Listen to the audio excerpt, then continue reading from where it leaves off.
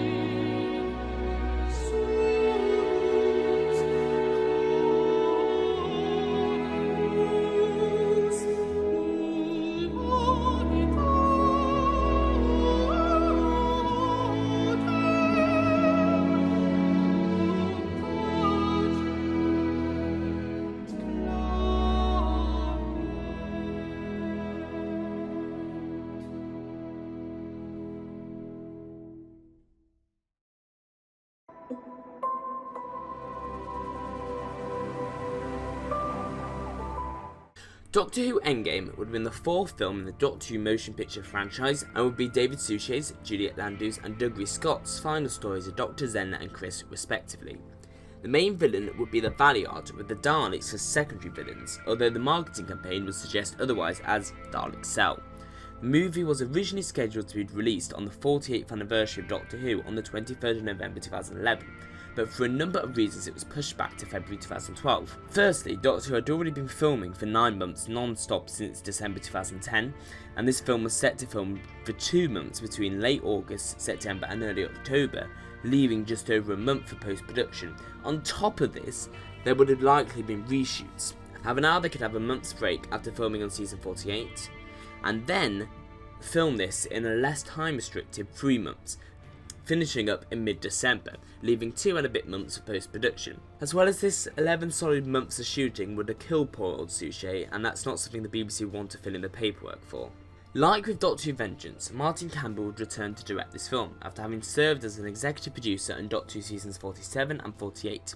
It would have also been announced prior to the release of Endgame that he'd also signed on to direct the 50th anniversary film, making it what would become to be known as the Doctor Who Trilogy or the Martin Campbell Trilogy, as all 3 films would work as a trilogy despite being 3, 4 and 5. Bowing out script editor Robert Sherman would write the screenplay for the film, and unlike his other 2 contributions, Revelation and Vengeance, he would be the sole writer for the film.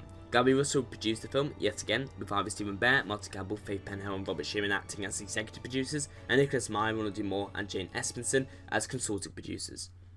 The soundtrack for this film would have been provided by Murray Gold, the composer of seasons 39 through 42 and for the first film. This was due to the fact that David Arnold wanted to focus on the TV series, as well as numerous other projects he had and didn't have time to do the film. John Debney was offered the job, but he was otherwise occupied with the Three Stooges, so Murray Gold was asked to do the job.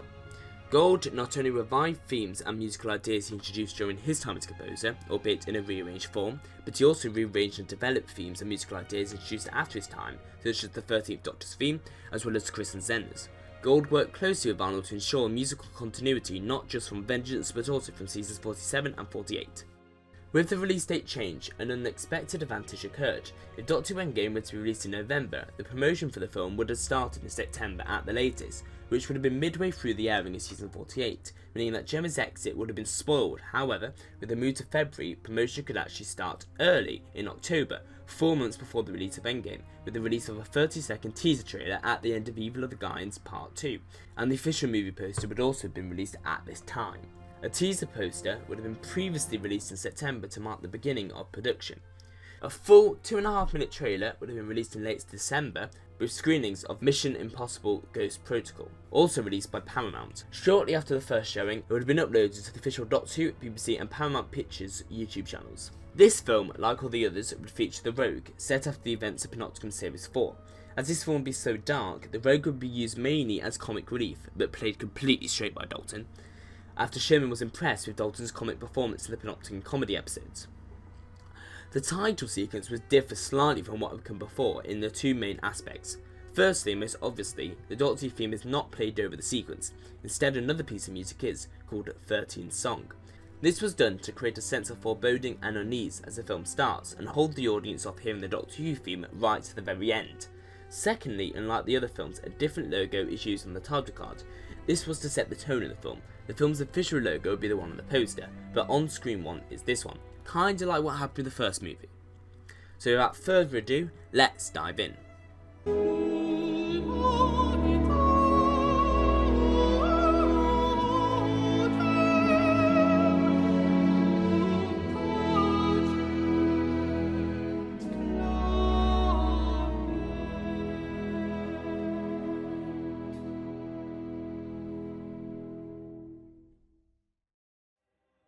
So the film begins with a planet dead in the centre of the vacuum of space, and then a dozen ships fly past the camera towards it.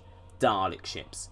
We cut to the planet, fire, flames, fury and anguish. The Daleks are slaughtering the civilians on the surface. Some are trying to fight back, but they don't last long.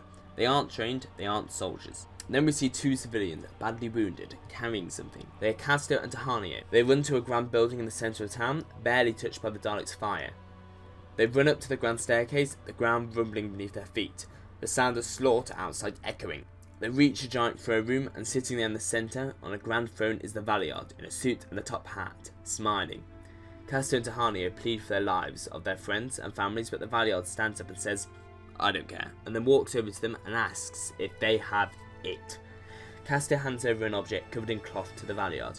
The Valiard smiles and says they can stay in this building and they will be safe from attack before walking over to a cupboard and walking inside of it before it vanishes with a wheezing groan. And then we cut to the town outside, covered in fire. Nearly everyone's dead. The screams still echo, all the while tainted by the constant reverb of exterminate. Then we cut to the inside of the Dalek mothership. The Valiard's TARDIS lands on it and out he steps. He holds up the object so it can be seen, a large crystal. He shouts, "Fear not, I have it. The attack can be called off." However, the Daleks say that their work is done and the planet has been exterminated entirely. The Valiard pauses for a moment, slightly unsettled by this, then he clicks back to normal. He sits down and says, "Alright then, I don't really care." Set course for the final destination. Then we cut to the time vortex, and the TARDIS flies past the camera, hurtling away towards its next adventure. Inside the TARDIS, we see the final scene of season 48 where the Doctor, Zen and Chris get a distress call. We then pick up from that as the TARDIS lands on a planet from the opening scene but 2 days later. It's daytime and it looks like a nuclear wasteland, completely destroyed except for one building, standing there in the wreckage. Almost as good as new, apart from some slight burn marks. The Doctor, Zen and Chris enter and look around before finally finding the throne room, and inside they find Casto and Tahanio. Almost mad, both starving, dirty and ravaged by the horror that everyone they know is dead. The Doctor finds out from them that someone who matches the description of the Valiard caused this and forced them to search the whole planet for a strange crystal, and when they got it from him, he sent down the demons. Then we cut back to the Dalek ship and the Valiard is sat there admiring the crystal. He opens a large case and inside it is about a dozen crystals like it, all different shapes but clearly of the same sort. The Valiard asks the Supreme Dalek how the machine is going. The Dalek says that the slaves are working slowly and poorly. The Valiard smiles and says he'll see to that. Back on the planet, the Doctor tells Chris and Senna that he theorises that the Valiard is putting together something grave and the crystal is just the start of it. He thinks the Valiard is building an ancient Gallifreyan legend called the Omega Machine, which allows any living thing to not only achieve true immortality, but true omnipotence, making him a god. They are all in agreement that he must be stopped. Then we cut to another planet, a beautiful ocean, with dots of green scattered around, but only in small quantities. Its sun reflects upon its surface in the most beautiful way, and then we cut to the surface, and we see it's a pleasure planet, a true paradise. On its beach are a row of sunbeds, each occupied by one person in serene tranquility. The camera focuses on one particular one, a man who looks to be in his 50s, shirtless, lying on the bed, sipping coconut milk out of a coconut, his face obscured by a hat and sunglasses. He takes off his sunglasses, and we see that it's none other than the Rogue. The Rogue smiles with bliss. He's in true paradise. However, as he looks up to the sky, he sees something enter the atmosphere. He looks at worried, and then he gulps as it dawns on him what sort of ships they are. Dalek ships. The rogue angrily throws his coconut aside and puts on a robe from the other side of the sunbed. He stumbles into his TARDIS and opens the channel to the Doctor. After a bit too long, the Doctor answers. The Doctor makes a joke about the rogue's attire before the rogue lets him know about the Dalek ships approaching.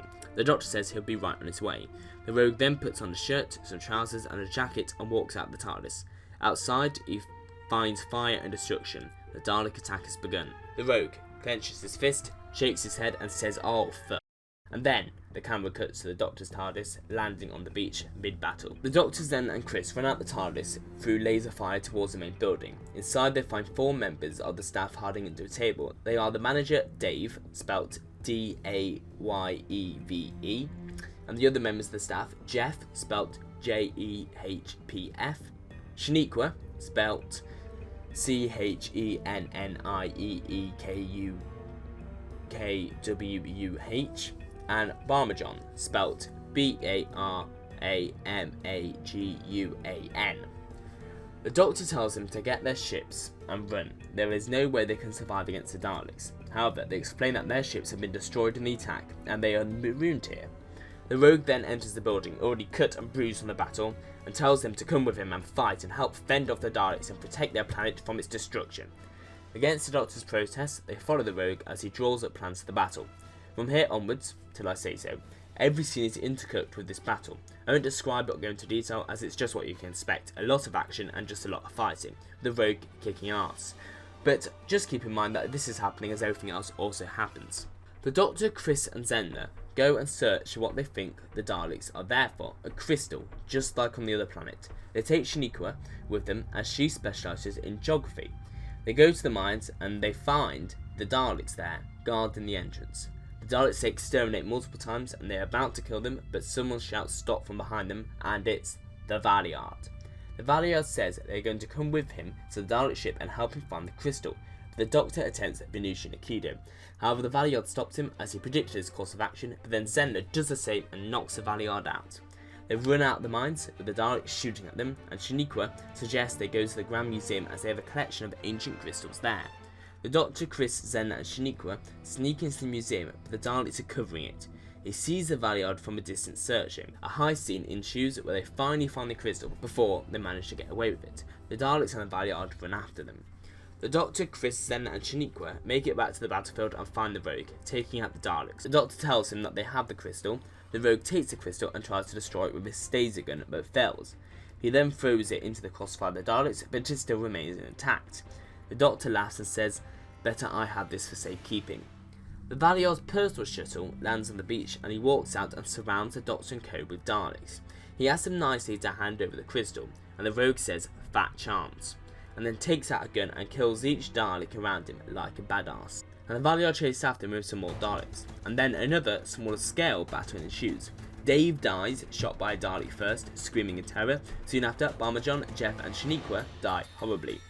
The Valeyard corners them again and asks them one more time to hand it over, and the Doctor gives a big speech basically saying no. The Valeyard laughs and then tells the Dalek to kill Chris, and Chris is exterminated. The Doctor, shocked and grieving, falls down in despair. Zenna goes to comfort him, but in all the confusion, the Valeyard manages to take the crystal and he walks away, leaving the Doctor, Zenna and the rogue in the middle of the torn up beach as the Daleks retreat. The Doctor weeps over Chris's dead body. The Doctor whispers under his breath, distraught, "Not another one." Then we cut to the beach, many hours later, empty, except for the Doctor, Zenna and the rogue standing around a huge bonfire on the beach with Chris's body in it as they cremate him. They sit down and they begin talking.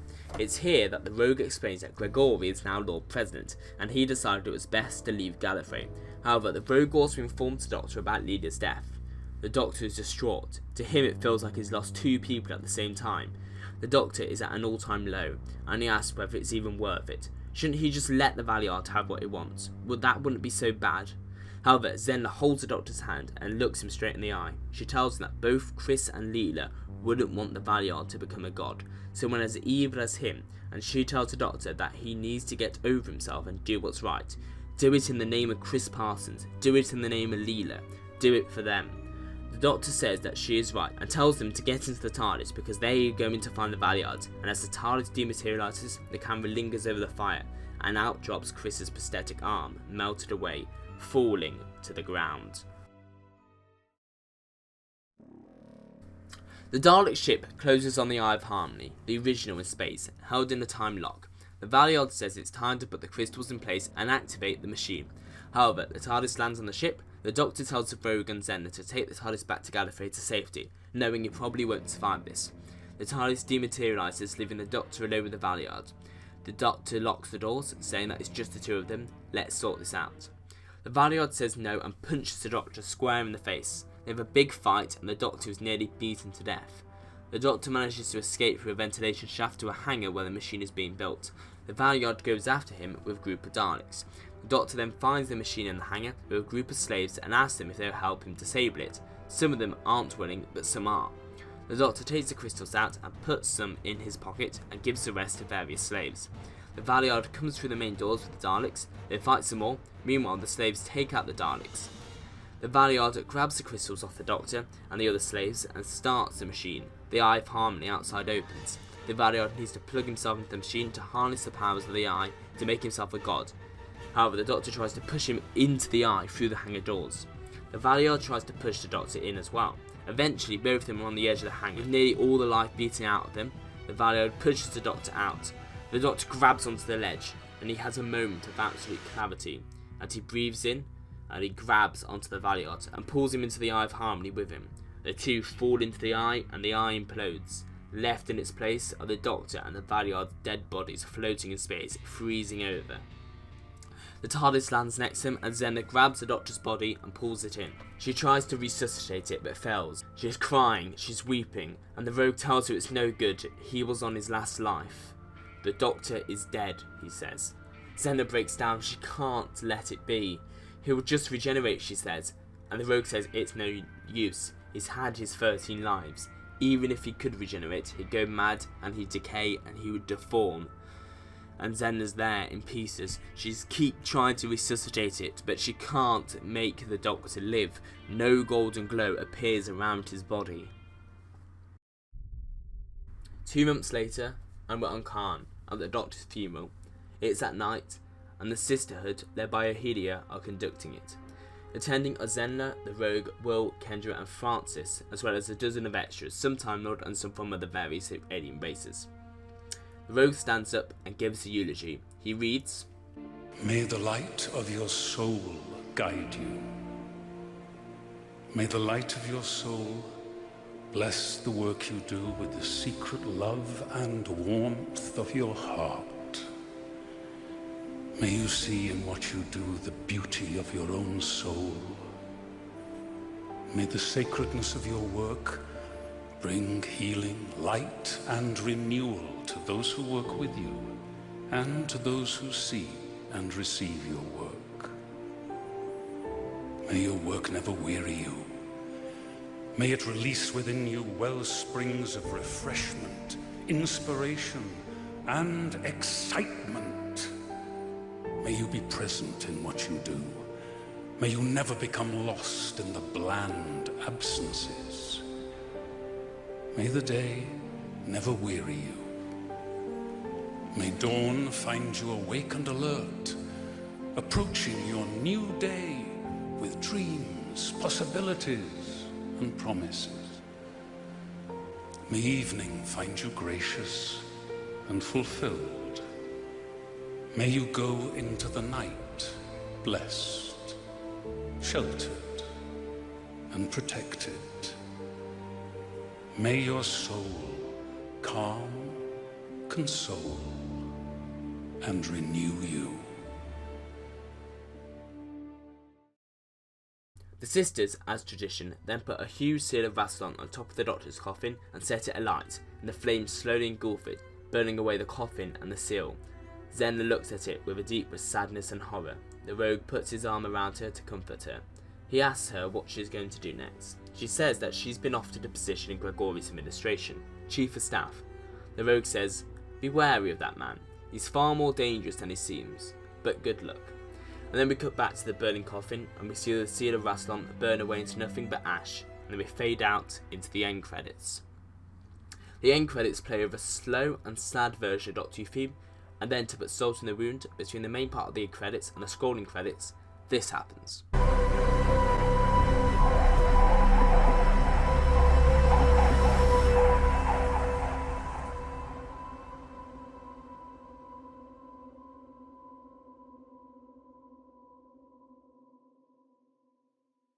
So that's Doctor Who Endgame, the end of Doctor Who?